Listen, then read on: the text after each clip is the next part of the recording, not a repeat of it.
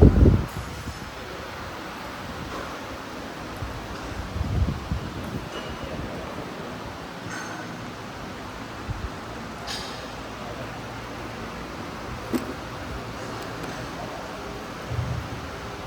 บลำดับต่อไปก็จะได้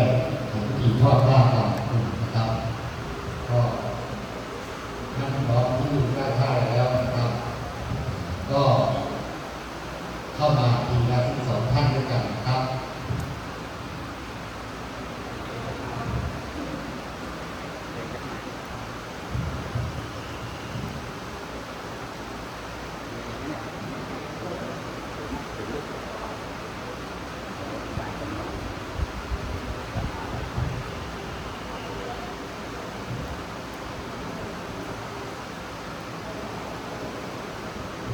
เมื่อได้รับผ้าแล้วก็ขอลงมาที่นั่นนะครับ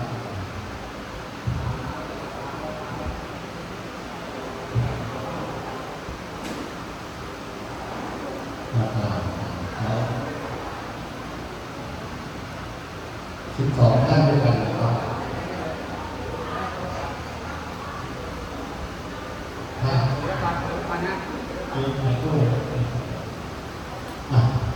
เข้ามาพร้อมกันนะครับ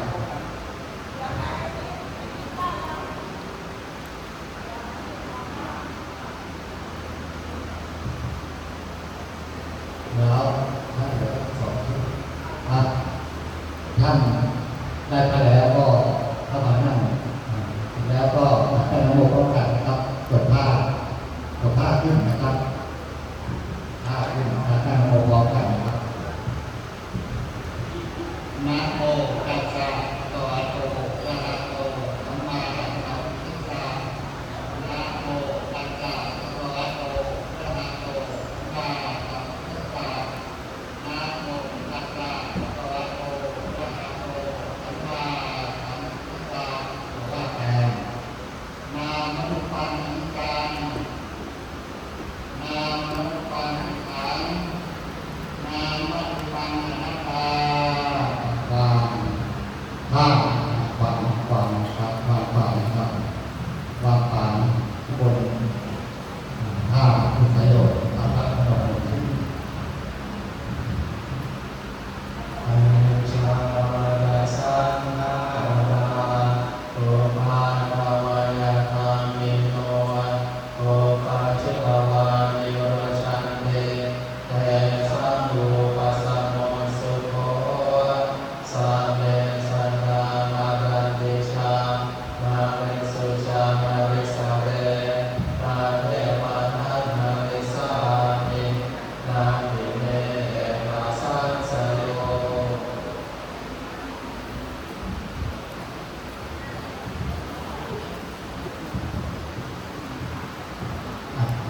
ท่านได้รับผ้าแล้วก็อีกชุดหนึ่งนะครับมันก็มาครับ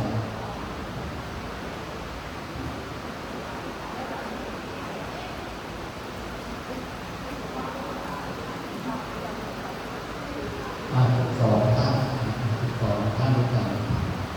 2 คนตัวที่4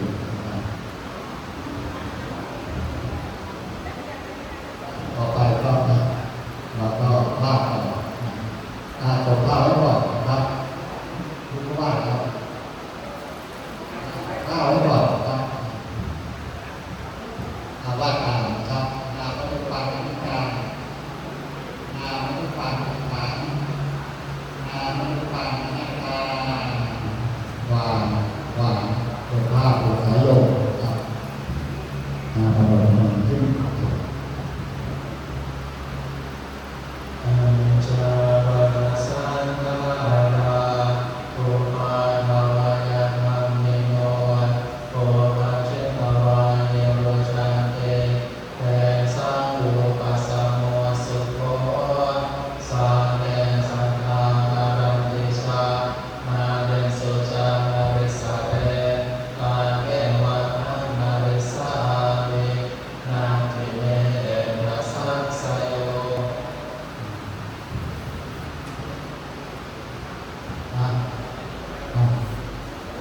อีกชุดหนึ่งครับเดินเข้ามาเลยนะครับได้แล้วก็เดินเข้ามาเลย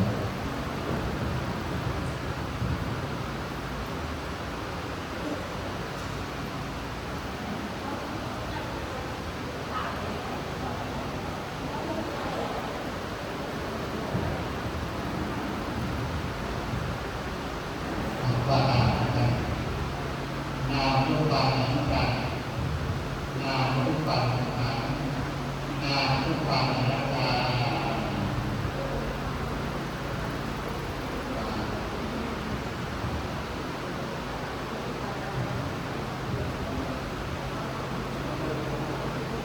อนิจจาวัฏสังขาราโอปาทวยธรรมิโนโอปาเชภวานิโรชันเตเตสังอุปสัมโมสุโขสัมเมสักรามาราติชามาริสุจามาริสเรมาเทวานันมาริสามินาทิเมวาสังสยโย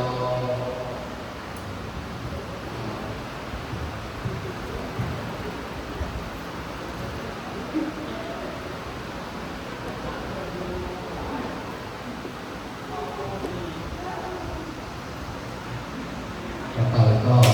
กระโดดบายทุกเดือนนะครับทุกท่านนะครับที่อยู่ยกก็เริ่ม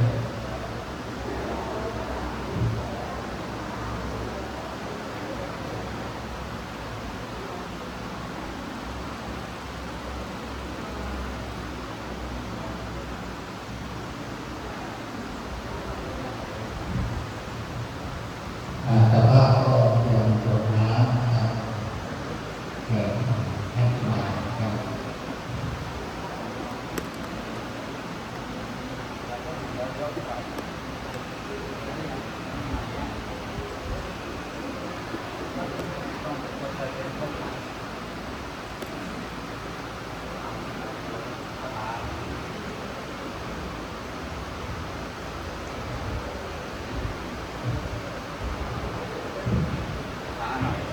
ก็ร่างกายมันก็จะดี เชิญเจ้าภาพถวายดอกไม้ทุกเทียนนะครับลูกๆหลานๆนะครับญาติพี่ญาติญาติกันประเพณีดอกไม้ทุกเทียนนะครับญาติ12 คนครับสองท่านด้วยกันนะครับ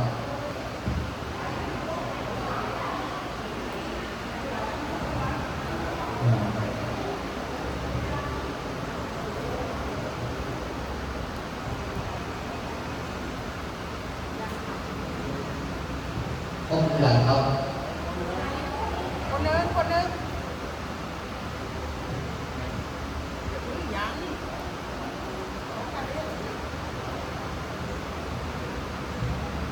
พร้อมกันแล้วก็ถวายคุณเจ้าแล้วกันนะครับเดินจัดรับประกอบครับ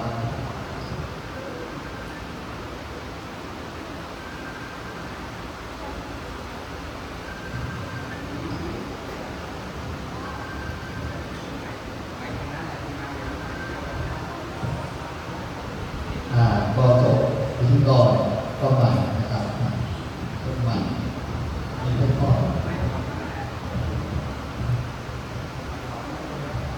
ย ะถาวะริวันหาปุราปะริปุเรนติสาคารัง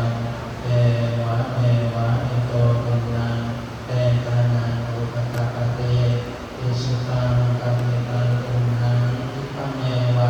สมิจฉโตสัมเยปุเรนตุสังกปาจันโทปนะระ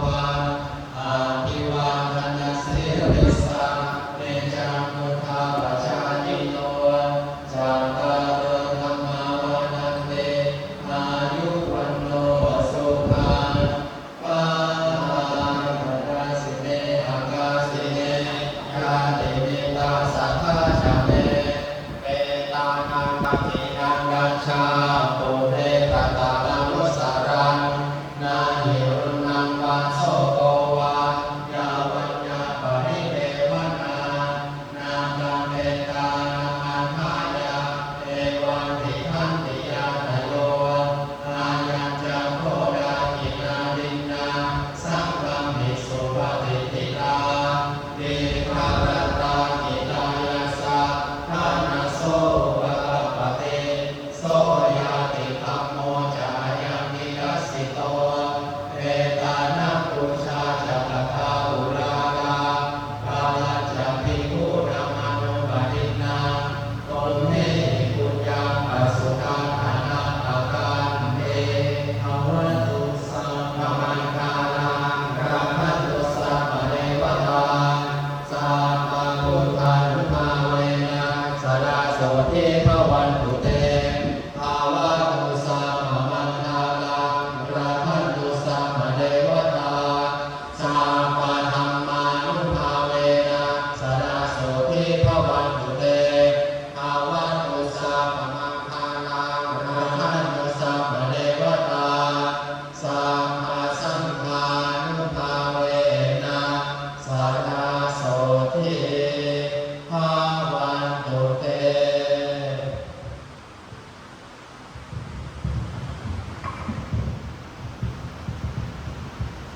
ขอเดชะท่านอุทิศผลบุญกุศลนี้แผ่ไปให้ไพศาลถึงนสเวรดาเข้าทองทุกฝ่ายทางทั้งลูกหลานญาติมิตรสนิทกันเพื่อเคยร่วมทำงานการทั้งหลายจงมีส่วนได้ในกุศลผลของฉันทั้งเจ้ากรรมในายเวรและเทวันขอให้ท่านได้กุศลผลนี้เถิดต่อไปก็กราบพระพร้อมกันนะครับอาราหังสัมมาสัมพุทโธภควาพุทธังภควันตังอัจวาทีมิสวากขาโตภควตาธัมโมธัมมังนัมมัสสามิสุปฏิปันโนภควโตสาวกสังโฆสังฆังนามามิครับสำหรับราชการตามสกุลในวันนี้แล้วก็ขอจบเพียงแค่นี้นะครับต่อไปคุณเจ้าก็จะได้เกิดข้อนะครับ